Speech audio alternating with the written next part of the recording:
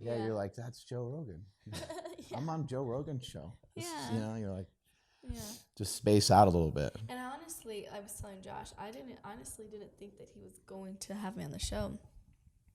And Josh was like, hey, we're going out to LA. You should reach out to Joe. And I was like, you mean Joe Rogan? And he's like, yeah. So I was like, I mean, okay. I guess I'll give it a try. I mean, what's the worst that can happen? He can say no, you know? Right. So I reached out to him and I said, hey, we're going to be in town. I'd love to come by and say hi, maybe check out the studio, maybe get on the podcast. I just like threw it out there. And he was like, he just texted me back. He said, yeah, sure. Wednesday at noon. See you then. And then I was like, what is that? I guess we're just going to roll right into it. Okay. There we go. We're ready to rock. I was like, what does that mean? Like, does that mean I'm just going to come by to see the studio? Or does that mean that I'm going to be on the podcast? He did the same thing to us. We said, hey, we'd like to check out your new studio, new gym. He's like, good, come by on this date. And then he meant to be on the show. And I was like, oh, he meant to be on the show. I wasn't sure what he meant either. It wasn't very clear. Yeah? Were you guys nervous? Oh, yeah. Totally nervous, yeah. I'll have to check out that episode. Which episode was it? We were on it several times. So I do documentaries. I made several documentaries and that happen to be about stuff that Joe likes. So he asked us on there. Did one about steroids called Bigger, Stronger, Faster. One about the opioid epidemic called Prescription Thugs. Okay. And I just finished one called A Leaf of Faith, which is about kratom, which is a natural painkiller. So, some fun, interesting, crazy, controversial topics that he likes. Yeah, we were just. It's funny because it's kind of like a reoccurring theme that always comes up because of the circles that he runs in, and we were just talking about USADA and the use of steroids and how often American athletes get tested versus how often out of the country athletes get tested and stuff like that. Oh yeah, do they get tested as often, or they don't because they don't have a USADA, right? Yeah, it's supposed to be worldwide, right. But for sure the athletes in America get tested more.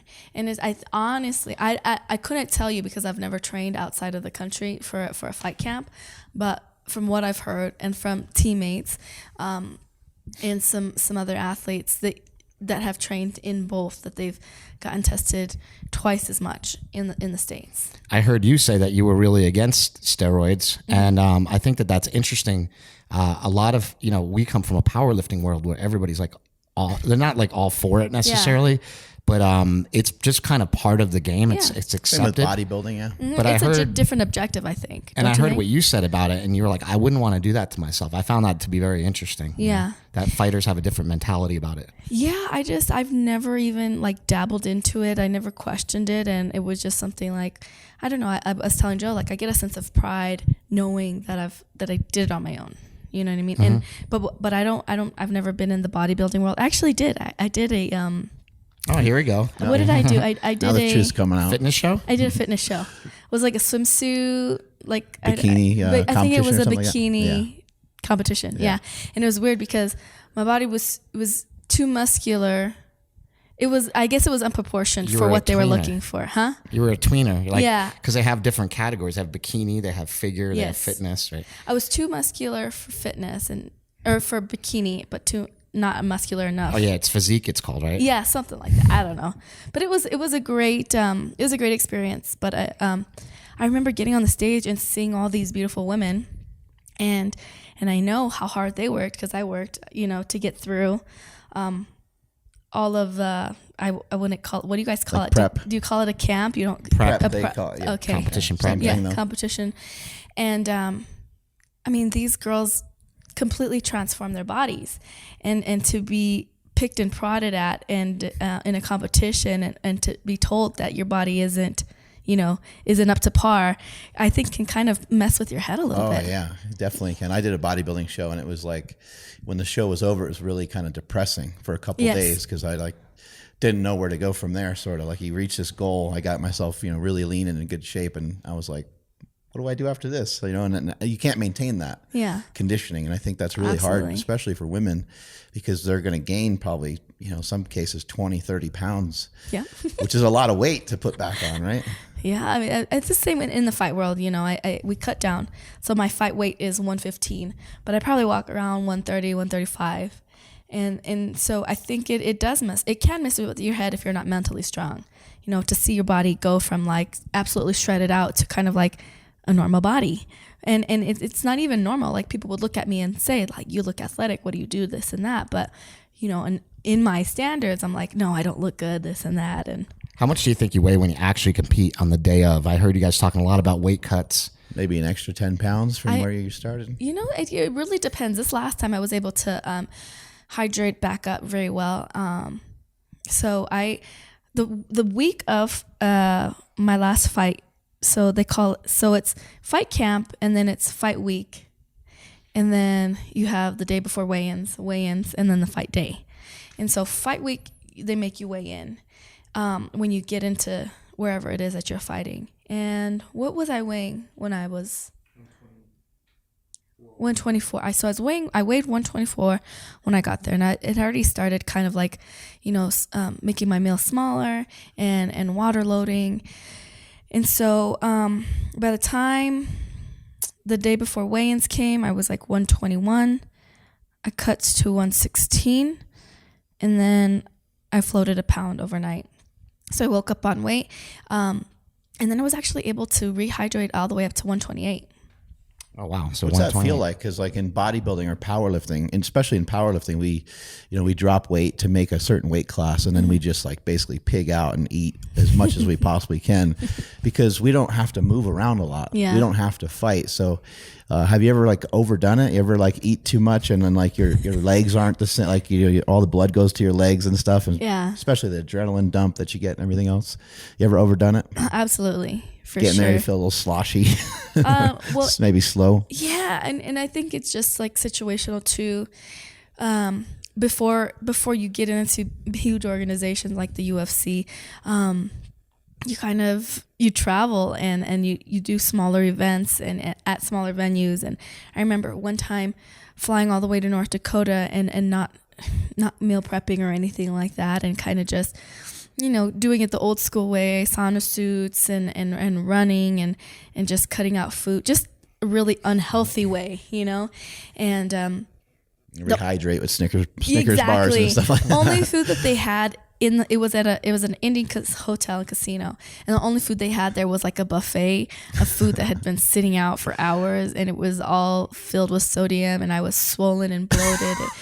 It was horrible. Yeah. I won the fight though, so. How'd you get into all this? How'd you get into fighting? I grew up doing martial arts. I have an older brother, so he's 4 years older than me. I wanted to do gymnastics. It was too expensive for my parents to allow me to do that. And so there was this little community martial arts class going on at the church. Karate or something? Or? Yeah, okay. It was karate. Mm-hmm. And it's something all three of us could do. So my parents put us all in, and we absolutely fell in love with it. And I think it was, at the time, we were all huge, movie fanatics, and so it was Mortal Kombat and Power Rangers. I was just going to ask you that. What are the pop culture influences on you? Obviously, like we're a little bit older, so for us it was Bruce Lee. Yep. And Karate Kid was like Chuck Norris. Our jam. Yeah. Well, I mean, my dad loved watching anything Jean-Claude Van Damme and Steven Seagal. Yeah, Steven Seagal, Sylvester Stallone, like all those guys. Like they were the big cats at the time. So we watched all that stuff, like Kickboxer. And Bruce Lee. Bloodsport. Bloodsport. Mm-hmm. I actually saw that come on TV this a few weeks ago, and I was watching it with my kids, and my kids were laughing so hard. They're like, "This is the cheapest movie." I'm like, "You don't understand. This was the best thing we had at the time." You don't understand. You just don't get it, kids. Like, this is so cheap. It's so corny. Yeah. I remember that because my brother, he was born in Thailand, and when he came over to the States, my dad told him that he could pick his American name, and at that time he was really into Mad Max, and so he picked his name to be Max. And when they came out and revamped Mad Max, I was like, this is cool. I'm gonna go back and watch the old school one, and it was so slow. So yeah, it takes forever to get going. That one. Yeah, they're just like out in the middle of the desert, nothing's going on. You're like, come on. Yeah. But the newer one was so cool. Yeah, it was so visual. Mm-hmm. I loved it. Yeah, I love the whole just the idea of kind of like an apocalyptic, kind of like for on your own and kind of just fending for yourself idea. With where like MMA is now, does karate still work? Can you pull off some karate moves in there? For sure. I absolutely believe it does. You have to know when and where to use it, but it's actually a very effective martial art for MMA because it's from the martial arts, from the karate that I learned, it was American freestyle karate. So my instructor was a boxer, but he also did kempo and karate and taekwondo. So he kind of integrated all of them together and looked at you as an individual and says, well, okay, because you have really good kicks, I'm going to teach you some of these cool taekwondo moves, you know, or because your shoulders are nice and strong, I'm going to teach you these boxing moves. And so he adapted what he learned and just taught kind of a mixture of his own style, and that's why they called it just American freestyle karate.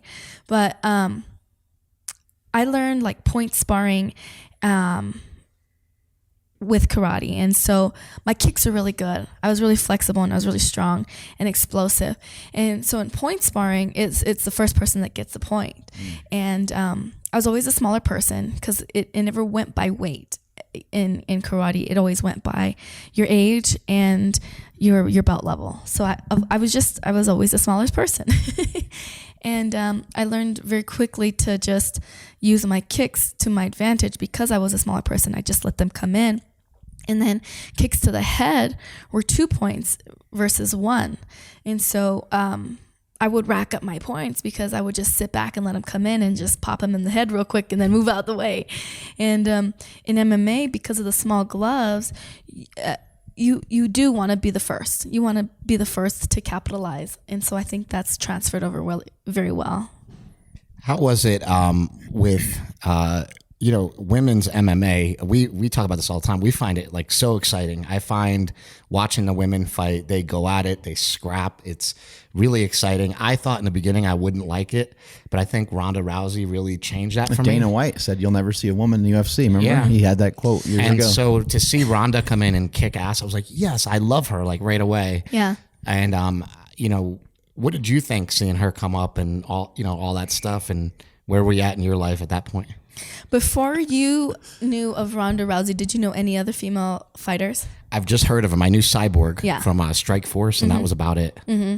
Because before Ronda was even competing in the UFC, I was fighting. My first fight was in 2007, and so I didn't know of Ronda. I knew of Gina Carano. I knew of Julie Kenzie. Oh yeah, Gina Carano. I knew of too. I knew of Cyborg, and so I think what Ronda Rousey did to open up the floodgates for the females is gave us a voice, because I think for a long time the female fighters would get shut down if they were too loud because they're like, whatever, you're a girl trying to be in the man's sport, whatever.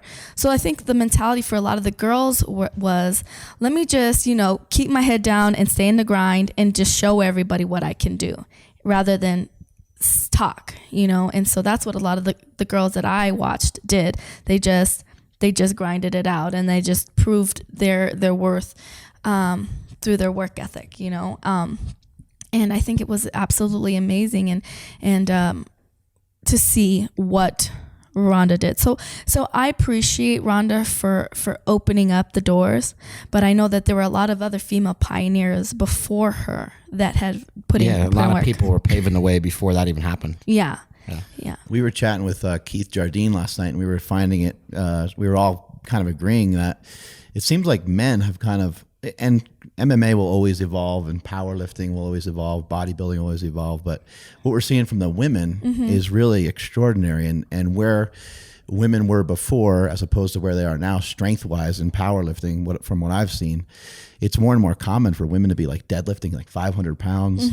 The evolution of women in MMA, I think, has changed drastically. It seems like there's more women in MMA that have been doing it from a really young age than there used to be. And it's just really cool to see that level being pushed, and is to see the women kind of excelling and getting a shot. Yeah, I think that if you give us a platform to shine on, then we will. Like, you give us a place to perform, and we will. When I was a martial artist, I never thought that I would be a professional fighter. because there wasn't anybody out there to as a role model for me to like, okay, I want to be her. I could do that. I want to be this, I want to be that. But now there are little girls that are 5 and 6, and they can turn on the TV on a Saturday night and watch the UFC and see females fighting and say, that's what I want to be when I grow up. And so I think that's really amazing. But I think that just the encouragement that the community has given females really is just kind of one of those things like, well, she can do it, I can do it. And we're seeing now that, especially in MMA, I feel like it's one of those sports that the girls compete right alongside the guys. And I'm not saying a female fight a guy, but what I'm saying is if you give a girl a headlining event in the UFC, she can sell it out. And I think that Dana has given those females respect and the notoriety to say, like, this girl's a badass, and you need to watch her. And I'm not sure how it is in the bodybuilding world and this and that, but yes, men are strong, but I think it's cool to see the strengths of a female and the difference of strength. Like I think females are very strong. They have very good, strong cores and strong legs because we have to birth children and survive and mother. I think there is a correlation there. You were talking to Keith last night about that, where there's women have a higher percentage of body weight like in their lower body, so therefore sometimes deadlifting and squatting maybe becomes like a little bit more natural. They still might lift less, but what we're seeing is like the improvement from women is exponentially greater than what we're seeing from men, which is pretty, like a woman could go from deadlifting like 315 to close to 500 pounds in just in like 2 years. But for a guy to gain 200 pounds on their deadlift or something like that might take him 8 years, 10 years, something like that. Yeah. I wonder why that is. I don't know. I don't know what the reason is, but whatever the case is, women are they're tearing it up. Yeah.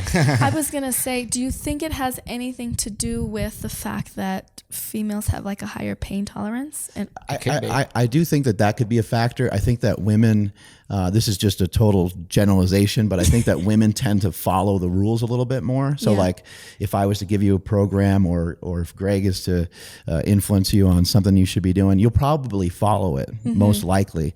Where a guy, I think they tend to be like, I got this, dude. Like I kind of know how to do this. And they're a little bit more, they're not, they're a little harder to work with. I know that that's the case in powerlifting. Like you'll give a female like 8 exercises to do in a workout, they'll get through all 8 of them. Yeah. And they'll do them to a T. And a guy is like going to go too heavy, probably go too hard, and then not even do all the exercises. I don't like lunges, so I'm not going to do them. And they'll just skip them. Like, I can modify this. And it's like, well, no, that's part of the program. Like, so maybe just because maybe some of the men that they may have had they might have preconceived notions on how they should be lifting. And maybe the women are like, I'm kind of new to this, so I'm just going to do what my coach tells me. I hear that a lot from coaches in MMA that the females are easier to coach. Like, and it might be that the men, they have a bigger of an ego, because I wouldn't say women don't have an ego, especially in fighting. It's like you kind of do have to have one in order to do what we do. But we know what's best for us. Trust us, we know what's best for us. That's the only thing I can think. But that's what I've heard from coaches is from Coach Jackson. He will tell me all the time. He's like the men are the crybabies when it comes to the sports. It's like you girls, like you'll be put through the ringer and you just kind of like you'll cry, but you'll wipe your tears and continue to do it anyways. Right.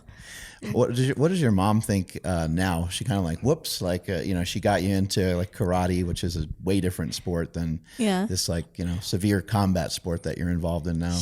My mom is the biggest fan. She loves it. Cool. She's kind of a hardcore Asian lady. She doesn't take no crap, and she's very I don't know if you've ever met any like Asian mothers, but Tiger mom. Yeah, they're just it's like a tough love type of situation, and she's always been hard on all of us. If we got straight A's but an A-, we'd get in trouble for having an A-. So she might always be like super affectionate type of thing. Or? Yeah, not at all. I'd have to force like I love yous out of her and stuff like that. But she's always, if I've gotten beat up, she'd be like, next time you remember, okay, don't get beat up like that. You look so bad right now. And like straight up like tell me like how bad I looked. And I told you all the time, put your hand up and you're going to get beat up like that. And that's my makes mom. it sound so simple. Yeah, like, keep your hand close to your face. I wish they had divisions for you so that you knew what it felt like. Right. It's funny. Now you're a mom, and your goal, your overarching goal is to be the mom champ, right? Yep. So, and you want to show that you to your daughter. Can you be mom and champ at the same time? Is it possible? Yes, it is possible, absolutely. And I'm right there. And she's, my daughter is a part of the team, and she's a huge reason why. She looks nothing like you. That's what I tell people all the time. Me. I think she looks like Josh, but she is. It's She's a a family. good combo of both of you. I think so. I think she's. Everybody says she's a mini me, but to me, I think she looks like Josh. How old is she? She's 8. And what do you think that becoming mom champ, like what is that going to show her? And is that that's the goal, kind of? Absolutely. Hey, you can do anything you want to do. Just like we talked about, Rhonda opening up the doors for women to let them know it's okay to be outspoken, and it's okay to say what you want, and this and that is what I want to do for mothers, not just mothers, but honestly, like parents out there that think that they have to put their dreams aside because they become parents, and I understand the urge to want to give everything to your children, because it is just like instinctive when you become a parent to want to give your children a better life than you had. But I think they learn so much more from seeing you, continue to reach for your dreams. And there's a lot to be said in that aspect. Having children is the best thing that happened to me, but it is an obstacle. When you're looking at it, it does make things more difficult in life. But what are you teaching your children if you say, if you're using your children as an excuse to not go after what you want? And that's what it is to me. It's an excuse. Don't use it as an excuse. How important is strength training, and things like that, conditioning? How much stuff do you do outside of the MMA gym, and how important is that to your success in the octagon? I think it's all very important. I think it's important to have a good balance. I know that going from 105, competing at 105, going up to 115, that was a huge thing that we had to start implementing, was my strength and conditioning. And so we ramped that up, and there's something that goes into having the confidence to know that your body can, be broken down and built back up in the fight world. But yeah, I think it's all about balance. So when I'm out of fight camp, I do more strength and conditioning. When I get into fight camp, it becomes more fight oriented, and we probably do strength so now I'm doing strength and conditioning probably 3 to 4 times a week, and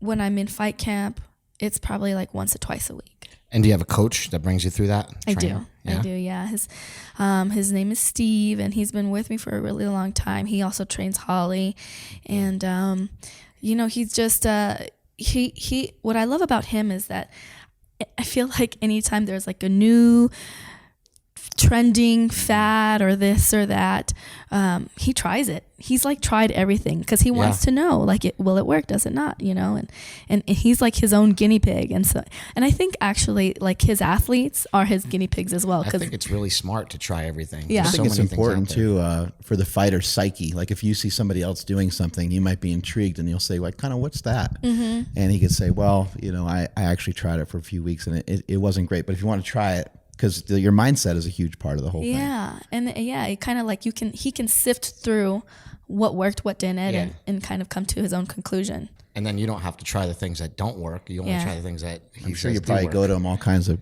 different ideas, like fasting or keto or some of these things, and he's probably like, nope. Yeah, let's not mess with. And he said too, like it's funny because him and his wife are complete different like body types too, and so it's funny because sometimes they'll do diets together, and things that work really well for him didn't work at all for his wife, and things that worked really well for his wife he didn't have any results at all. So I think a huge part of it is you have to kind of at least halfway like what you're doing. Mm-hmm. Like my brother and I, we've messed around with the carnivore diet, keto diet, but we like those types of foods. Mm-hmm. And we're also not like hyperactive. We don't have an MMA schedule. We're not, working on our mobility and working on all these drills and boxing and kickboxing and doing Muay Thai and clinches and all the different things that are involved in MMA. We're just lifting some weights once a day for an hour, 90 minutes or something like that. So it's the energy expenditure that we have is way different. Maybe you need carbohydrates. Maybe maybe you need to mess around different fuel sources. How do you usually eat? You know what I did? I tried doing, I tried doing like the Paleo Diet for a fight camp, and it was rough. It was really rough. I mean, I got my weight down, and I looked good, but I was drained. I was depleted. My body wasn't able to recover. I didn't have the energy I needed to get through a practice at 100%. And so, like you said, I really do. I realized that for me, like, carbohydrates wasn't an enemy. I just had to understand the type of carbohydrates I was eating and when I needed to eat them. I think depriving yourself is important to, build a lot of character and to build a lot of willpower. But I sometimes will ask myself, like, what am I doing? Like, why am I depriving myself so much all the time? Like, for what reason? And so I like to, mix in eating a donut, mix in having some wine with my wife, and things like that. Are you able to still have some fun outside of, the last 6 or 8 weeks? Yeah. And I think it's twofold. Moving up in weight has helped me do that because I'm not so concerned about hitting a certain weight. I'm more concerned about being healthy and training right, and getting max potential, I guess, out of my training. And I think, just like you said, having a more laxed understanding of my nutrition and being healthy, 80 to 90% of the time. And then if I want a donut, if I want to eat out, then I will. And I won't beat myself up about it, How do you beat yourself up if you lose? Because I know that's, what's the difference for you between winning and losing? Well, what's harder? It's, losing is hard. It's, I'd hate to say it's one of the reasons why we do it, but it's because of the incredible highs that we fight.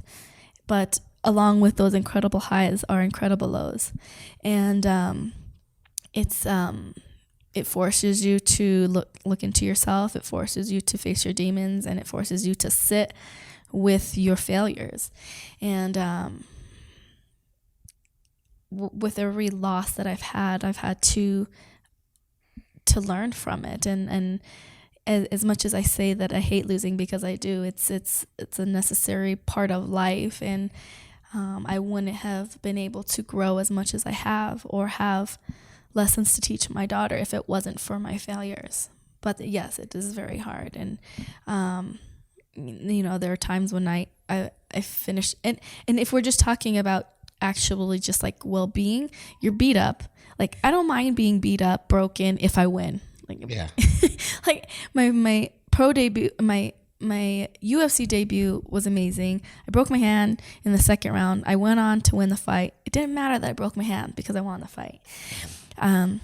But being beat up and losing is just like, like just adding insult to injury, And then talking about like a fighter's pay, your pay is cut in half when you lose. So it's like the difference between, you expecting, because you never go into a fight expecting to lose, you expecting to make this much amount of money, and then it's cut in half.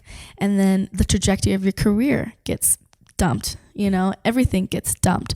All the media that you once had stops talking to you, all the sponsorships turn the other way. It really is just kind of like a very black and white world. You can become irrelevant really fast, which is just kind of sad, because you put so much into it and you work so hard, and then all of a sudden, like, the media, they stop calling. They want to talk to the person that won or whatever, right? Yeah.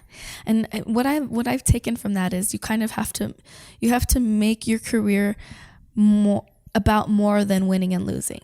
If I only fight to win, then it's going to be a really rough road, So we've really kind of just changed our mindset about the whole idea of fighting, And for me, it really is. It is a way of life, and it is a journey. And regardless of the outcome, I am growing.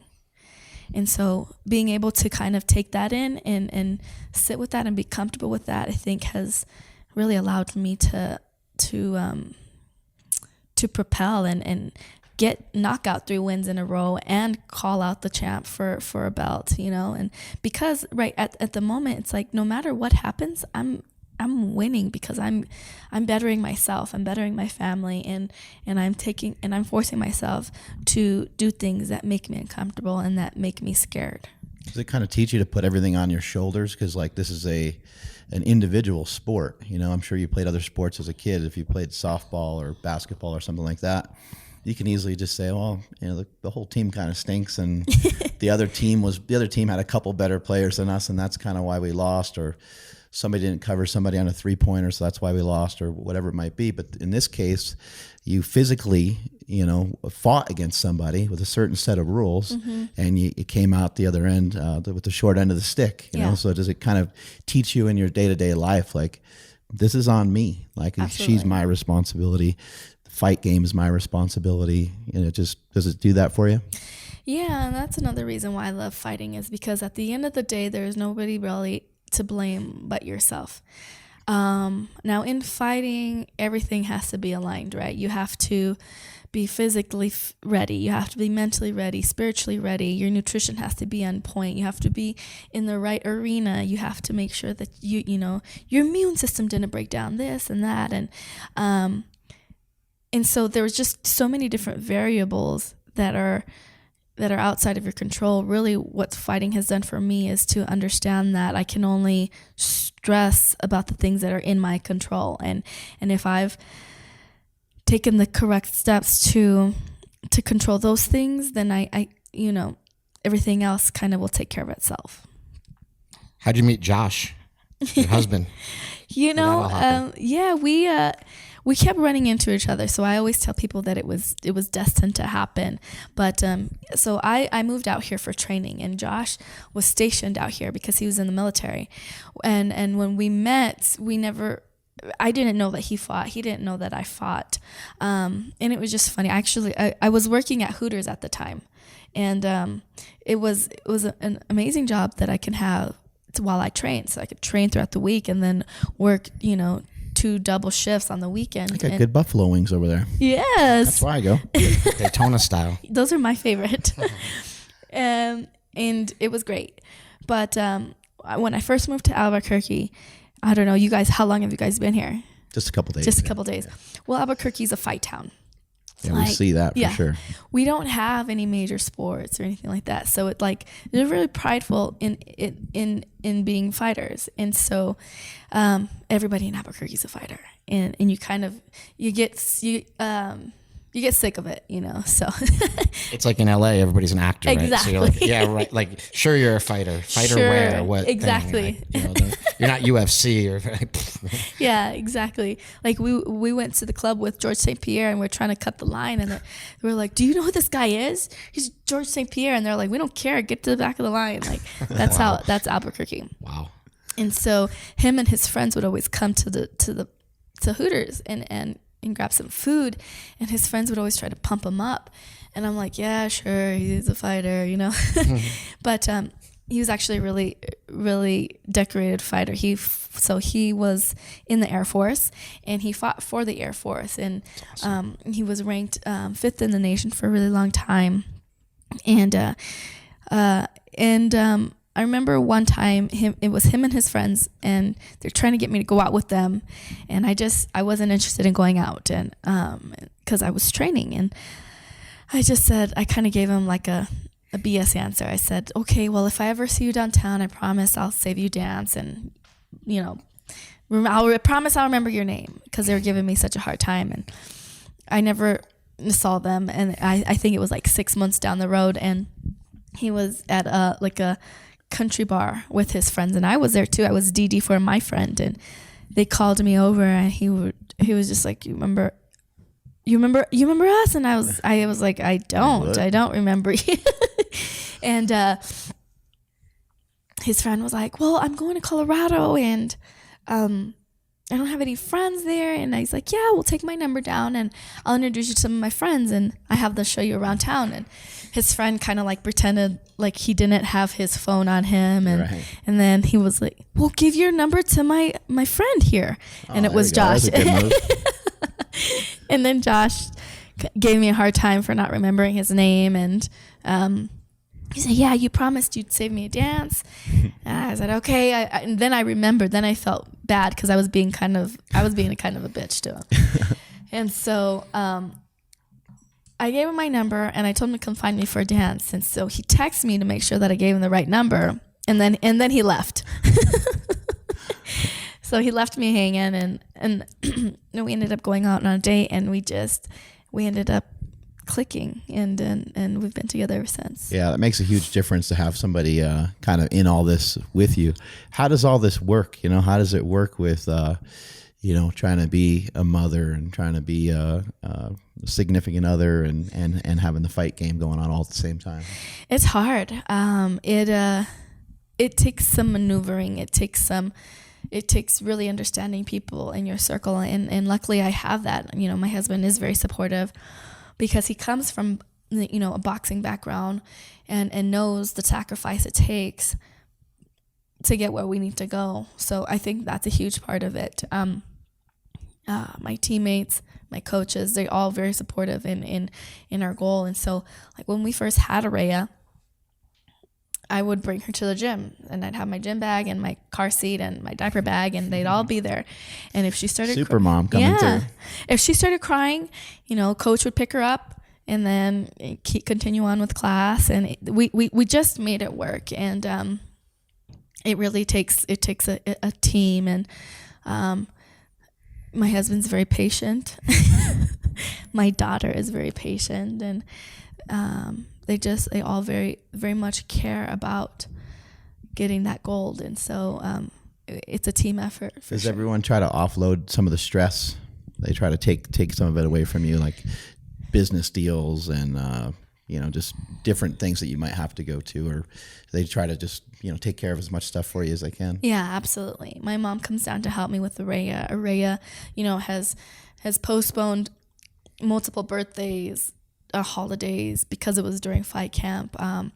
The coaches will work around our schedule, will let me bring Araya in. My husband has actually taken his hours down with his practice because he's a financial advisor. So he has taken down his hours so that he can be more present at practices. He can come and be a second eye when I'm hitting mitts, when I'm sparring. He was the one coordinating all of this stuff with you. So he has kind of taken a managerial part in the career, in the business. And he's the one that negotiates pay. He's the one that reaches out to sponsors. He's the one, he's like manager, publicist, coach, husband, therapist, punching bag. Does that get stressful sometimes? Yes, it does. Was it hard for him to step away from like fighting to support you fighting, or did he do that kind of naturally and easy? I mean, he'll say it was easy, but I know that it was hard for him. Yeah. Because he was really good. Really good. And I mean, he's one away from being in the Olympics. Was he doing boxing? Yeah, he was a boxer. Wow. And so, I know it was hard for him to step away, and because he's just like, he's just as passionate about fighting as I am. I mean, if not even more, really. I would come home some days and he'd be on the couch, and he still does this now, watching tape, pausing, rewinding, starting, pausing, rewinding, starting, to the point where, the CD would get burnt out because he was studying tape, and that's because that's his life. He loves what he does, And so I know, like, we got to make it worth it. Does he train you at all? Yeah. Like in striking or something? In striking, and like I said, he's my punching bag. So you don't want to be too mean to your teammates because you want to be able to have teammates. Yeah. And so you gotta play nice. Yes, and there is a certain amount of respect that you have to show, but fighting is also a brutal sport, and you have to know that you can pull that animalistic side of you out. And so what we've been doing a lot, because he is a lot bigger than me, is he'll just, those, I should get him those self-defense huge, like like he's going to get bit by a canine or whatever. Get bit by a canine, but he literally puts the headgear on and puts on his put in his mouthpiece, and will let me like go to town on him, throwing elbows, punches, and kicks. And I think a lot of wives would love to do that. It's quite therapeutic, I would have to say. Yeah. But it's really improved. It has just kind of unlocked something in me that I think has needed to come out in order for me to get to the next level. And I think it might be because I have a martial arts background, and a lot of it is kind of just more self-defense than anything. Like, you have to show a sign of respect, and this is, have good sportsmanship, and at the end of the day, you don't want to hurt this person, this and that. Hey, we're in the fight world. It's either you or me. It's something that I've had to deal with, because I do really have a lot of respect for my opponent. I have a lot of respect for anybody that decides to step into the octagon. But, talking to my sports therapist, he and also my good friend Aubrey, who is one of my sponsors, he talks about it. And he says, you would be doing yourself and your opponent a disservice, and you would basically be disrespecting them if you gave them anything less than what you have. And so I've kind of taken that in and been like, all right, well, like, this is what we both signed up for. I'm going to give you my all because I respect you.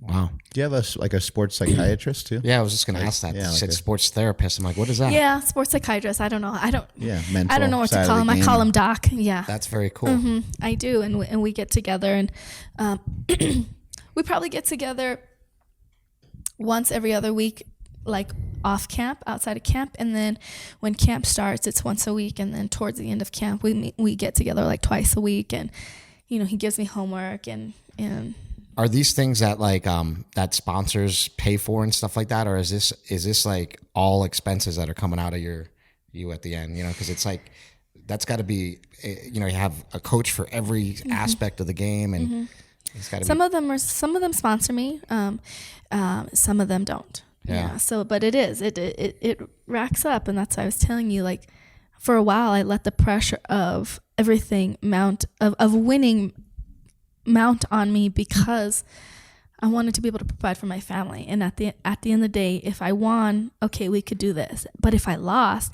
and I had to pay coach 1, coach 2, coach 3, and my nutritionist and my sports psychologist and Araya's daycare and Araya's school and Araya's gymnastics, and it just adds up. Yeah, really quick. Yeah, they wouldn't be happy if you said you're getting a 50% cut because I got a 50% cut too. Exactly. Right. Yeah. Your pay's only going to be half. Yeah. So I think it does. It did add up, but when you let those things put pressure on you, then you're not able to perform. So it's kind of like a double-edged sword. Yeah. Like, it's like, well, I mean, obviously those things will come into play, but if you focus so much on all of those things, where your brain only has so much capacity to work. And so I can't be thinking about that stuff right now. I have to be thinking about what's in front of me right now. Not even winning the fight, winning this first punch. Let me land this first punch. Okay, and now let me land this next punch. Let me land whatever is in front of me right now at this moment. Is it all fighting all the time, or do you have other things that you like to do, hobbies or anything that you like to do outside of fighting? I love to do things outside of fighting. It can be, I think, very taxing and exhausting to be all fighting all the time. So I like to do a lot of arts and crafts with my daughter. We like to go hiking here. We're really close to the mountains, so we go hiking. We're huge movie buffs, so any cartoon, any Marvel movie that comes out, we're on it. And so my daughter can tell you anything you want to know about any of the superheroes. So we love watching movies, and we love traveling. We went to China for Christmas, and so she got to see the Great Wall of China. And we just came back from LA But we took her all over. We took her to all the different beaches, and we're getting ready to go to Florida. And then we're going to take her to Calgary. I just think it's so amazing that she can see the world, you know. Yeah, because a lot of times as kids we didn't get to see the world when we were kids. I wish I could have, but it just wasn't an opportunity that we had. Yeah, and then you're exposed to so many different cultures. It's like when you can see with your own eyes that somebody's happy playing, in the dirt street with a cardboard box, like making it into a house, and it really puts life into a different perspective. And I can sit up here and tell her that all day, but when she experiences it for herself, when she's in Thailand and she has to squat to go to the bathroom instead of sit on an actual toilet, but she's still having the time of her life, it puts things in a different perspective for her. What has fighting done for you? We met some really awesome people yesterday, and that had these, all kinds of different stories were shared with us. One girl lost 200 pounds, and she's getting ready for her first fight. Kayla? Yeah, Kayla. I love Kayla. I think it was more than that. She said she weighed like 400 pounds almost. Oh, yeah, maybe lost almost 200 pounds, yeah. Just some really cool stories, kind of overcoming certain things. What has fighting maybe helped you overcome or help build for everything? It has given me everything that I have today. It really has. Like I said, I grew up and I was very, I'm a middle child, and I was always kind of the peacekeeper of the family. If my parents are arguing, I was trying to make them happy. If if my sister wasn't getting along with my mom, I was trying to balance that out. If friends weren't happy, I would do whatever I could to make them happy. And for a long time, people would take advantage of me because I was always just bending over backwards for them. And fighting gave me a voice. It gave me confidence. It gave me a reason to stand up for myself. And, I'll forever be grateful about that. But I think the biggest thing is just how to deal with failure, how to feel like how to get up and continue moving when you feel like there is nothing left to do but be sad for yourself. Like when I got pregnant with Araya, everybody talks about postpartum depression, but I was really depressed during my pregnancy. And don't get me wrong, I there was a lot of parts of pregnancy that I absolutely loved. I loved feeling her inside of me. I loved the connection that I had with her. But day in and day out for 10 months, I sat up here and watched my teammates grow and get better and fight and win and go on to sign contracts. And then they opened up the women's division for the UFC, and they opened up a whole female organization. And I could do nothing but watch. That all happened right when you got pregnant. Exactly. Yeah, exactly. Like, good timing, right? Great timing. And I was like, oh, great. And it was kind of just like, it was a very, it was uncharted territory. I didn't know what was going to happen after I had my daughter. Was I going to be able to afford to even continue to fight? Because fighters are broke. Like it's not like a glamorous life that you live as a fighter. So when you kind of have to make a decision, and that's one of the reasons why Josh, stopped fighting, is because it's not concrete. It's not something that you can get paid every other week. You had to have somebody in the family that had a real. The only way you could make it work is if you're in UFC and if you continue to win, basically. Exactly, right? And if you know how to brand yourself properly and continue to get endorsements and sponsorships. You guys are allowed to have other sponsors, but it has to be outside of you could promote things via your social media and stuff like that, right? Yeah, and all of that really changed too when I got signed to the UFC, because before that it was we relied heavily on income based on our sponsors come fight night, because they wanted prime locations on our outfits. But then the UFC decided to take over all of that, and so it just changed up the game. But yeah, I didn't know how my body was going to react when I came back. I got gestational diabetes when I was pregnant, and then after I had my daughter, I found out that I had thyroid issues. Oh, wow. And so that was that, and it was just the feeling of being behind for 2 years and having to play catch up. And if I was too old, if I was out of my prime, it's just like a very short-lived career anyways, and it was just like a lot of doubt, a lot of internal talk, a lot of just a lot of the unknown, and yeah, I don't know. How has a sports psychologist helped with some of that? Oh, he's helped tremendously. I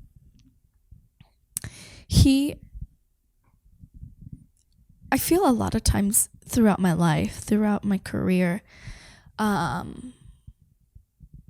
was self-sabotaging, and I didn't even know it. And it's because I didn't give myself... Kind of like a take 2 steps forward, 1 step back type of deal? Like 2 steps forward, 3 steps back? No, yeah, kind of. I think every time I was ready to just break through and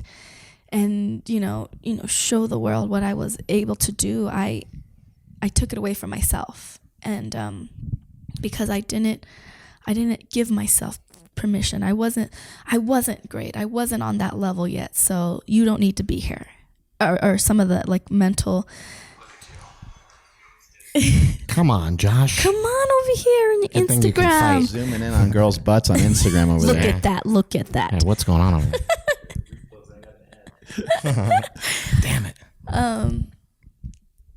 Yeah, so what was I talking about? We were just talking about like kind of the mindset and okay. how the sports psychologist has helped a lot.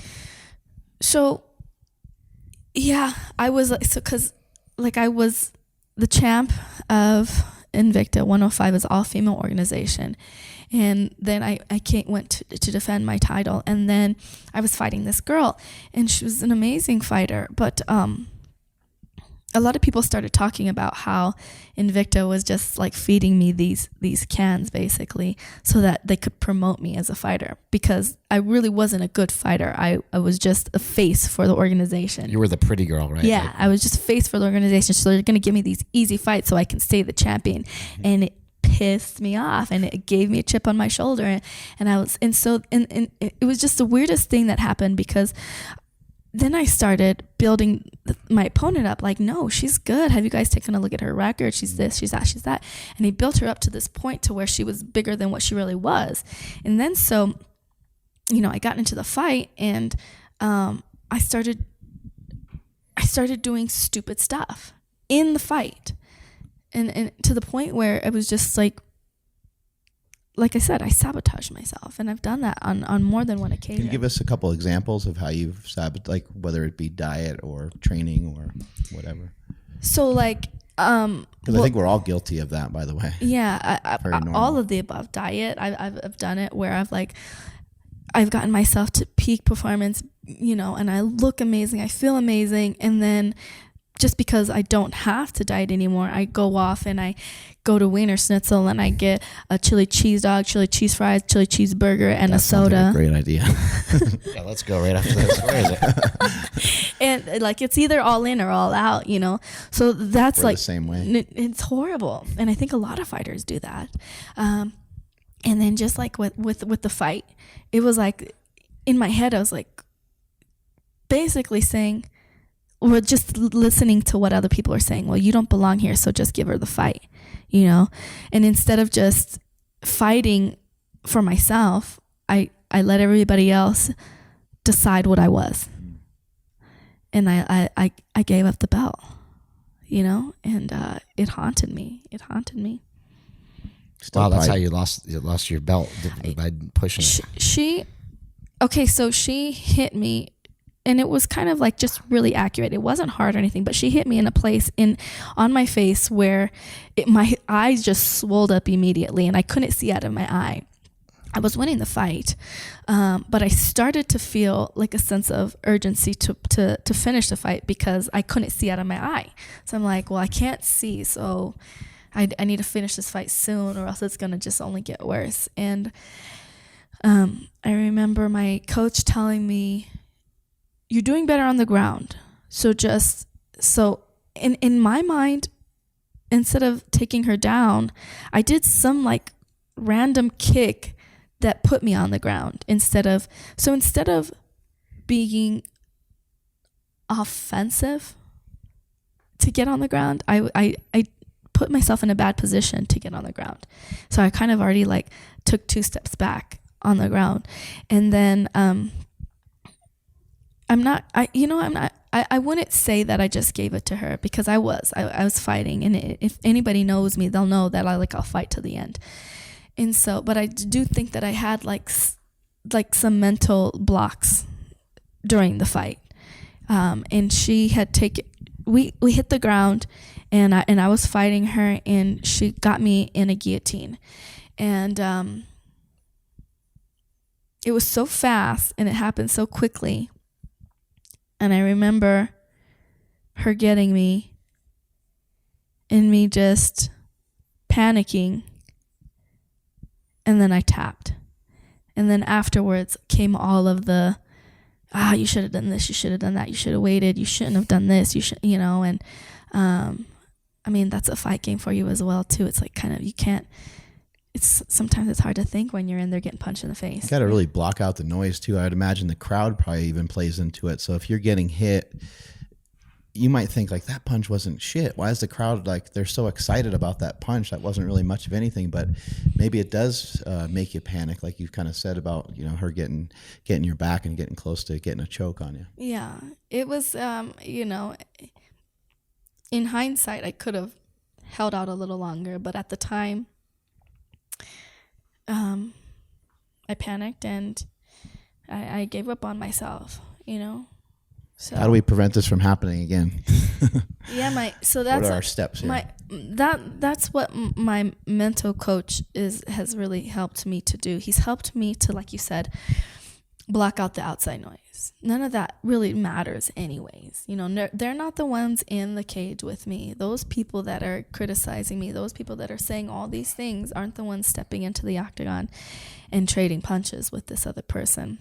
They're not the ones that put in the hours before that. They're not the ones and so blocking all of that out really helped. And something that I do with him is we meet up in public places like Starbucks or like some place where there's a lot of noise, because that's life. There's always going to be distractions. And if I can't focus in on what he's saying at Starbucks, then how am I going to focus in on my opponent when there's lights and Bruce Buffer screaming in my face and the referee and the arena and the cameras and all of that stuff? Like, how am I going to focus when all of that's going on?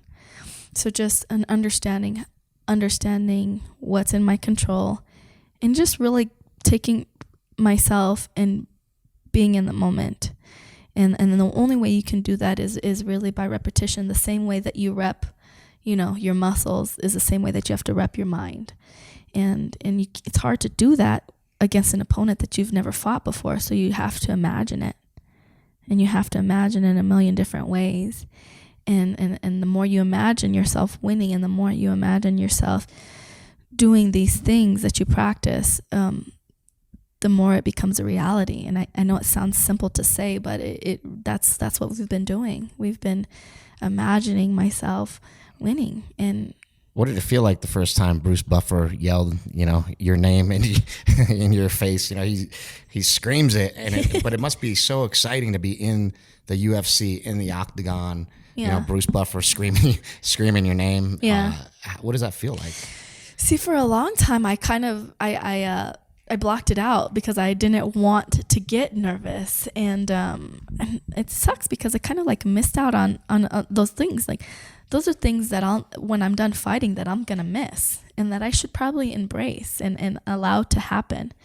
And so that's another one of the things that, my sports psychologist talks to me about, because I would say, well, I blocked this out and I blocked that out. And he's like, why? Isn't that like one of the reasons why you got into it, so that you can fight on this main stage? Like, don't block that out.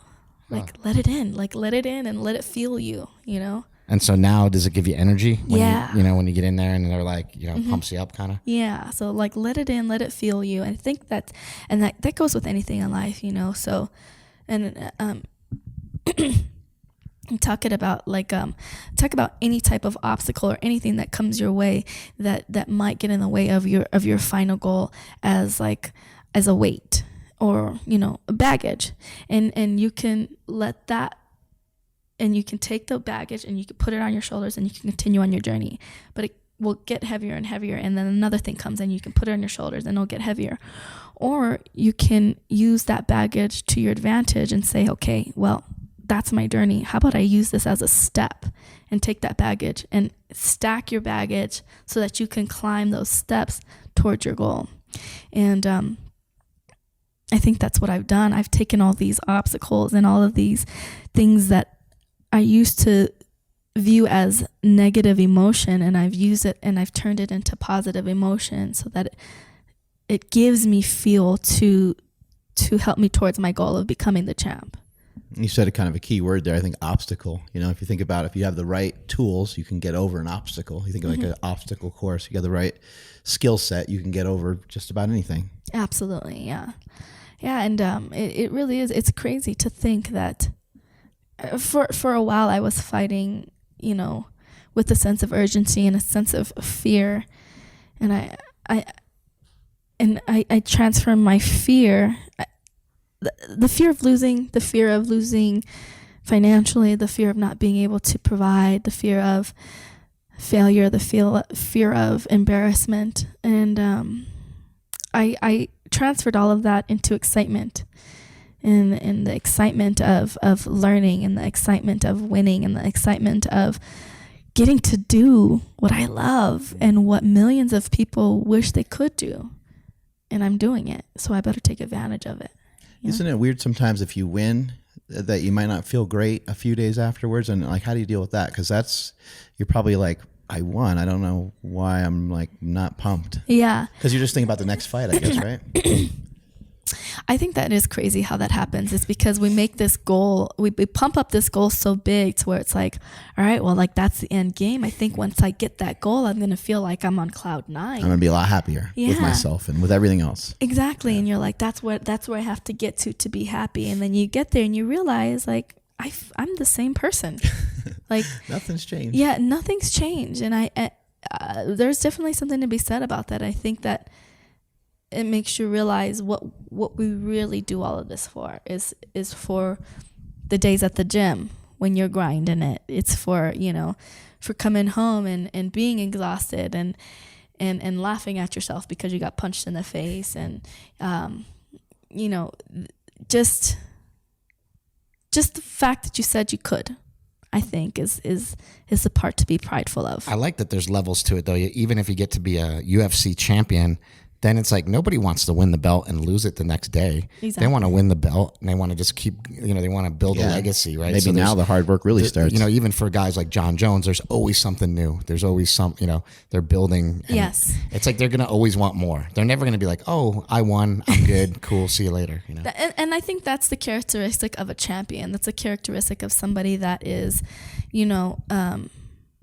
relentless, somebody that will transcend the game, and not everybody has that, but if you do, I think that's what makes you a champion is the fact that you are continuously striving for better no matter what level that you've reached, and you're always hungry, like you're always needing to feel that fire and search for the next big thing.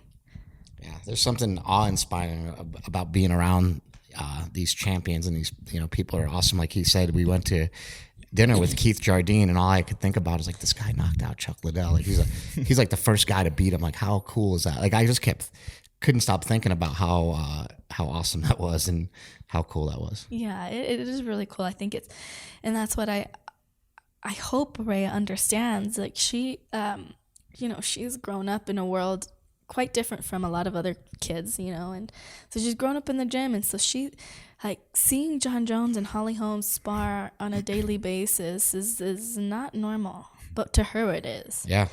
And so I hope that by making this her normal, that her expectations for herself and her own goals are like through the roof, you know. What do you want for her? Like, what do you do you want her to get into fighting, or do you just want her to be, you know, happy little girl? I want her to be happy. I do want her to have drive. I want her to have hunger. And sometimes I worry that we give her so much that she will miss out on that drive and hunger.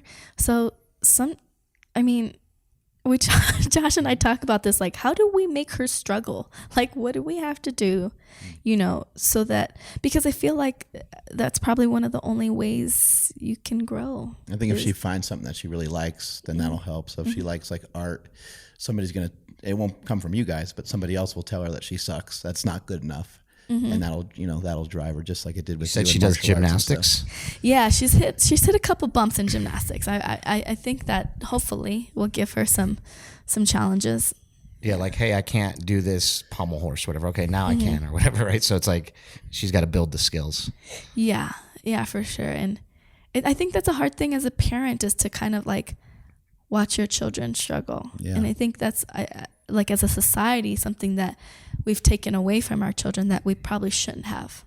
I'm way too soft as a parent, to be that's totally what honest. I'm saying. Like, don't you feel like... Well, I want to, like, I want to be like a good role model and stuff to my kids, but like, I do want to be their friend. You know, I do want them to know that I like how much I love them and how much I love being around them and stuff. And so I have a tendency to do too much, to give them too much. And so does my wife. And therefore, you know, we argue with my son every night about like his homework and stuff, and having like drive and stuff, which he already has plenty of it. It's just, he doesn't care about school that much. Yeah. But giving kids too much can oftentimes be maybe not just as bad, but it can be maybe close to being as bad as neglect, because neglect can drive somebody. You know, you hear all these stories all the time. Shaquille O'Neal, his dad, you know, walked out on him, and he's like, "You're gonna know my name at some point. I'm gonna make you know who I am. You can't like resist that I'm your son," type of thing. And there's how many athletes have that same story? Yeah, not only athletes, any successful person will tell you the struggle that they went through. It's like, that seems to be the best way to be a parent, just to split on them. I'm just going to drop you off down there. My mom dropped me off at this MMA gym when I was 8 years old. I don't know what happened. Yeah, well, that's our fear. That's our fear, is that we are too soft on her because we want her to have the world. You know. Yeah, I talked. You know, CT Fletcher. CT Fletcher is in the fitness industry, and he's been on Joe Rogan's show. You know, he was abused as a child and stuff like that. And I asked him, you know, on the podcast, I'm like, because he talked about like bringing his kids to like ice cream and stuff. And I was like, yeah, how do you balance that out? Because you've become very successful through going through a lot of crap, you know? And he was like, hey, I'd much rather give him ice cream than give him a right hand. And I was just like, that is, you know, you can't love somebody too much, I don't think. I don't think so either. But I think it's kind of like, it goes back to what you're saying, is everybody will experience struggle, but what type of struggle they experience is what's going to determine, you know, and how they deal with that struggle. So because she's not struggling with, you know, our parenting skills, or, you know, where she's going to sleep at night, doesn't mean that she won't struggle. And so that's what we hope to give her is struggle. It might be through gymnastics, it might be through like academically, but hopefully it's enough to build her character. Yeah, and hopefully she kind of recognizes what you're doing and the other people around you are doing. And the hard thing is to kind of split that line, though, between like love and discipline. Like, because you love your child, you do want to instill some discipline, but at the same time, you don't want to be like a drill sergeant, right? Yeah. I think we do a pretty good job, like, with the balance. Do you have kids?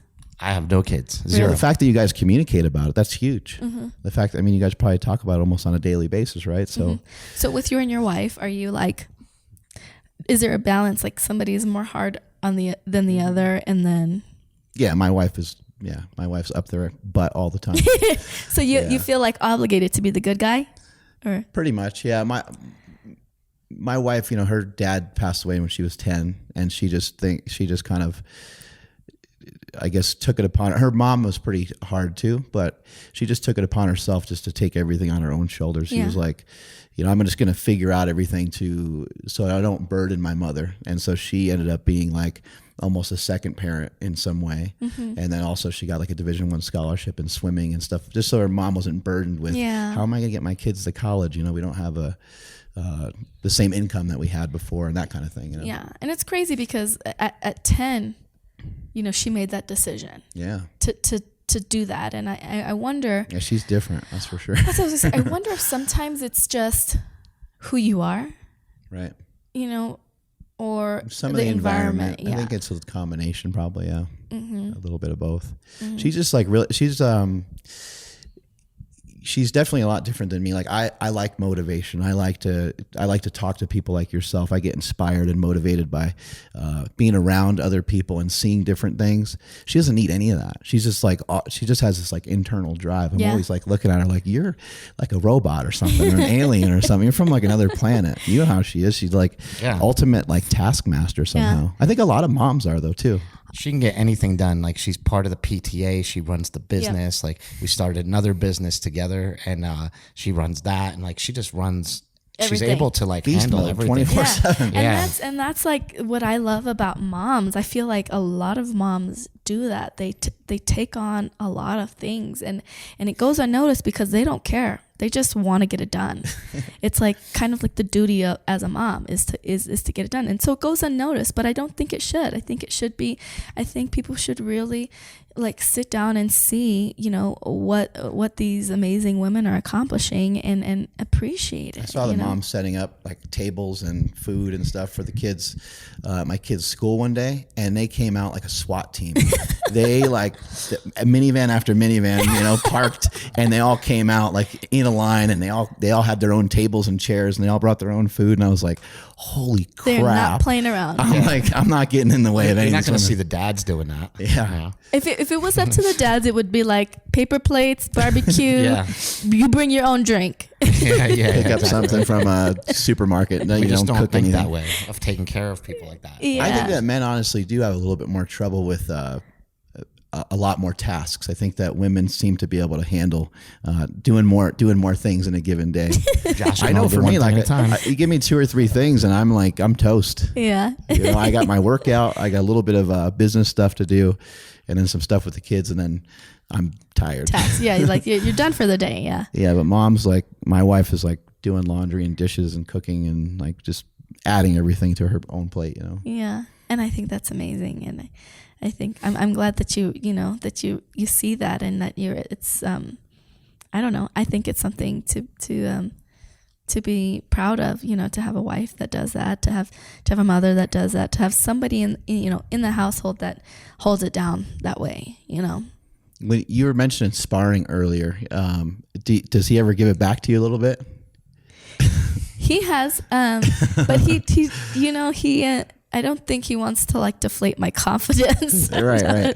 But yeah, he just want you to move and get a good workout, right? Yeah, he will get me back in other ways. So it's like, you know, I don't think he ever gets like mad if I catch him with a good one. He actually like smiles and laughs if I catch him with a good one, because he's like proud of me.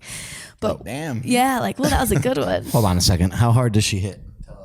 No, she hits real hard. That's what I've told her. She still doesn't know how hard she hits, and she's gonna surprise some people. There you go. See, that was Josh. Pumping me up. But he gets mad when I don't listen to him, and it's hard because he's my husband, you know, and he'll tell me to do something, and I'm like, really? And it's something that I'm really forcing myself to do, because I know that, you know, he has my best interest at hand. So if he's mad at me about that, then he'll make me do sprints on the treadmill, or he'll make me go extra minutes in the sparring session, or he gets back at me in other ways. But when so I have this relationship with my brother. Like I taught him how to lift when we were younger. He became a guru in powerlifting. He's far exceeded anything I've ever done in the sport. And but now when he tells me to do something, like I have just a different respect for him. Like, because he's my brother, we're blood, you know, it's like if he tells me to do something, I do it. And I do it to the max because I don't want to let him down. And a lot of times I have injuries I'm working around and other things hurt. But do you find it like more or less motivating if it comes from your husband?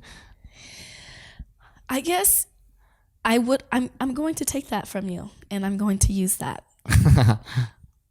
going forward, because I respect him, and I think it's just hard because it's a wife-husband relationship, and sometimes. Plus, you're an elite athlete. Elite athletes sometimes are like, I know what's best for me. Like, I'm going to do it this way a little bit, right? Well, I understand to check my ego, and to if I think I know everything, then I'm on the wrong path. Like, because you're always going to be learning.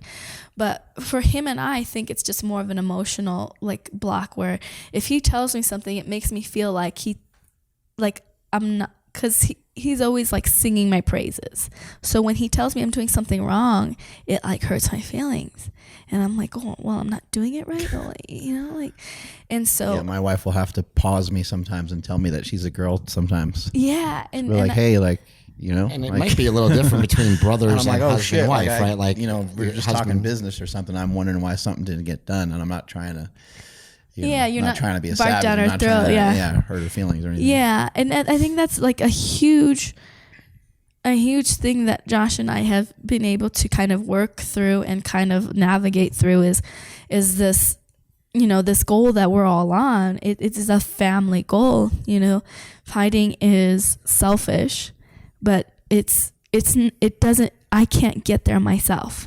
I need him. I need my daughter. I need everybody. So I need to show them that respect, and it's hard to navigate through all of that, and to know when to talk to him like he's my husband, and then talk to him when he's like coach.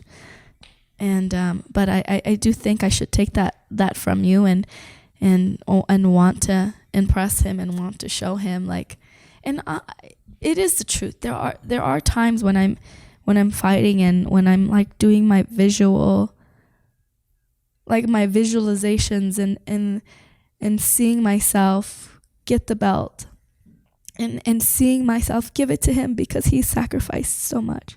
Yeah, there like, you go. He gave up his career so that I could pursue mine, and I need to understand that in times when there is friction, you know. But like it's a family thing, and we're gonna get the belt together. You know? It's beautiful. Like what you guys have is really beautiful. It's really impressive, and it's really awesome. You guys are watching a fight. You're sitting over here on the couch, and you're watching UFC on a Saturday night, and you guys see a hold. You guys see something go down. Do you guys stand up and say, "Hey, like that was pretty sick"? Like, hey, he's like, "Hey, I think it looks like this." You guys do that kind of stuff? Yeah, he does. He'll like, did you see that, babe? I'm like, what? See what? I'm over here trying to cook casseroles, and he's like, he's pause it and like rewinds it. He's like, babe, come over here. Yeah, like come over here, come watch this. Like, let's do that. And then he'll like get up. We'll even do it in restaurants. Like, hold on, what do you mean? Because a lot of times you guys got to record that for social media. Start grappling. No, not that way. I saw this couple fighting at a restaurant. Yeah, that's super cool. You know, I have to, sometimes life can get ahead of me, and I don't realize how cool it is to have, you know, a spouse that is in this, like, is as passionate about what I do as I am, and to be able to kind of like solve this puzzle together. I think that's really cool. Kind of last question and wrapping everything up. What's something that you would like everybody to know about the gym that you train at? Because we found it to be unique. We found it to be special. What's something that maybe the outside world doesn't know about Jackson Winks? I mean, I hope everybody knows how special it is. And I don't think you really realize the magnitude of the gym that it is until you've actually been there.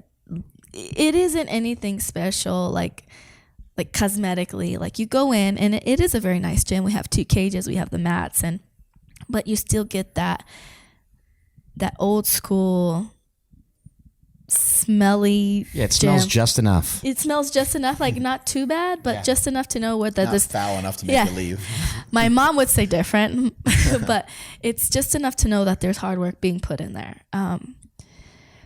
Jackson Wink has changed the lives of countless people, and you go there, and I guess sometimes you don't even realize that that's what you needed, but it is.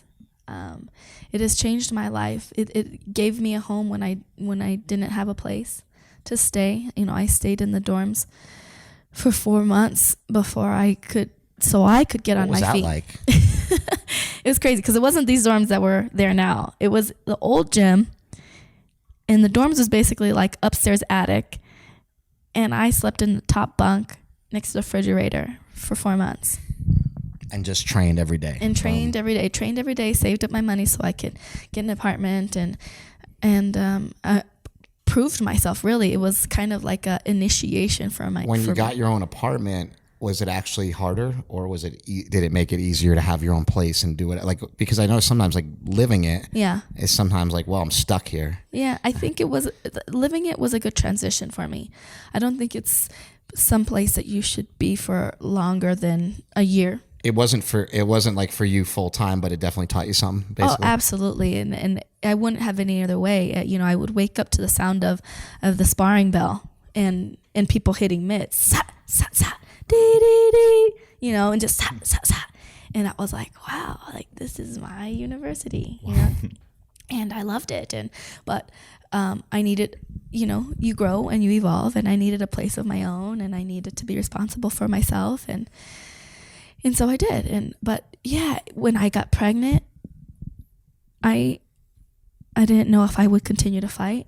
And it was, you know, Coach Wink and Coach Jackson that said, Peanut, you're 25 years old. You have your whole life ahead of you, and you will become champion. Have your baby. It's amazing to have children, and then come back. We'll be here for you. What an amazing attitude to have. Yeah. I know a lot of coaches are probably like, what are you doing? Yeah. You know? Yeah, it was like 25, you know, it was like just barely getting ready to like break in, and I, you know, my record was good. I was just coming off of a good win, and then I did the show Bully Beatdown, and I was just like, oh, this is going to launch me. And then I got pregnant, and I was a wreck.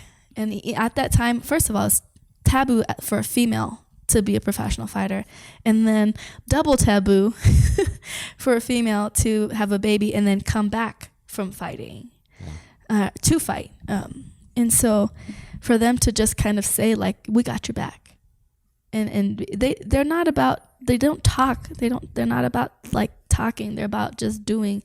You show up and you grind, and you grind with these people next to you, and they become your family. Yeah, I don't think you could find two more hardcore guys than Greg Jackson and Mike Winklejohn. They're so opposite. They were so cool to talk to. Yeah, they are opposite. They're opposite, but they were great to talk to. Yeah.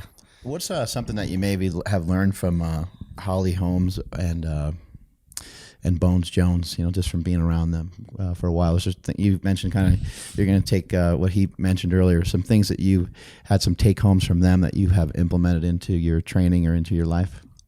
Well, Holly has become like one of my best friends, and I really look up to her and admire her for the person she is, both in and outside of the octagon. She just is the best example of a human being that there could be. She does it for herself. She does it because she loves it. She does it because it makes her happy, and she really is. Anytime I didn't feel like doing something, anytime I was trying to justify why I shouldn't go into the gym or why this and that, and I just said, what would Holly do? And it would make me go to the gym, because Holly would never makes excuses. She's always taken responsibility for her actions. I mean, I've seen her get knocked out pretty badly to where it was scary, and go into the locker room, wipe her tears, and then go into the press conference and congratulate her opponent. And then after that, you know, going home and being hurt so bad that she was like throwing up all night, but still coming into the gym on Monday to train. Like that to me is a champion. And I look up to her tremendously, because she's never ever been a judgmental person. She comes to the gym and she is a leader through example. Yeah, and we saw her yesterday. She was just all about work. She got there, just boom, started working right away. She's a leader. She saw us with a camera and she went, pew, she's like, nope. Yeah. She hates it. She's like, oh, whatever. She's like, I'm here to train. They told us, and we're not trying to, you know. Yeah, I mean, I wouldn't say she hates it, but like when she's like in the grind, she's like in the grind. She's here to train, and like that's.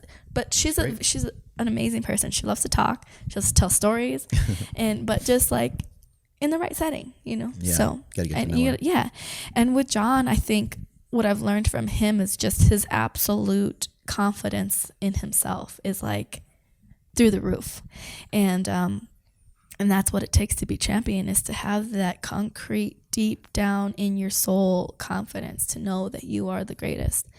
And I see it, I feel it like, you know, like oozing through his You almost pores. see it like in his Yes. walk even, right? Like Yes. even just like I see him on Instagram just sometimes like dancing around or messing around, and you're thinking like all the other people are posting these like hardcore training things, and he's like kind of messing around, making it look easy almost. Oh yeah, it's crazy.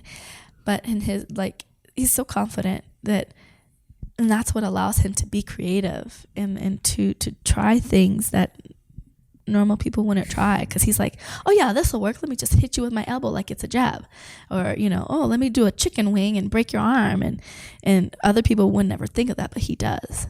And he just is so, and he actually is really good at focus. Like he a million things could be going on at once in the gym, and he could just be on the bag doing a jab for an hour, and nothing will break his concentration. Awesome. Thank you so much for your time. Where can people find you? I know you got like 1 million followers on Instagram. It's Karate Hottie MMA, and hopefully we'll have some good news for everybody here soon. Awesome. I hope so. Yeah. Congratulations on everything. Do you have a fight guys. coming up? I don't. We're asking for the belt, so that's what we want next, and we're gonna stand our ground and wait for it. Let them give it to us. Hell yeah. All right, that's all the time we got. Strength is never weakness. Weakness never strength. Later.